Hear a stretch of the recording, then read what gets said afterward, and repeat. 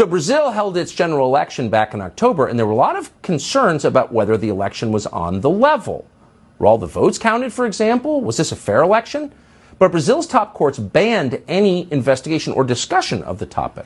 And now, not surprisingly, Brazil is descending into chaos. Police are shooting at people. Estão atirando na gente! Estão atirando na gente! Estão atirando na gente! Matt Termond is an investigative journalist who's one of the few in American media to cover Brazil. He joins us tonight with an update on what's happening there. Matt, thanks for coming.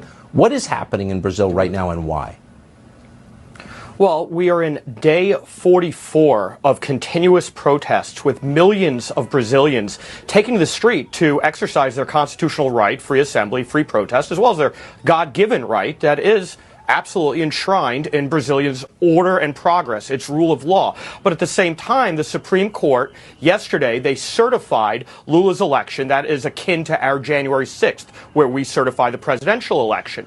And upon certification, with the protest continuing, the Supreme Court Justice, Chief Justice Alexandre de Moraes, who is head of the Supreme Court and the subsidiary court, the Supreme Electoral Court, issued an arrest warrant for one of the protest leaders, who happens to be an indigenous leader from the Amazon, the Xavante tribe, and upon his arrest, protests continued, and then it actually erupted into violence. And in 44 days, there has been no violence, no arson, no vandalism. And you know how you know?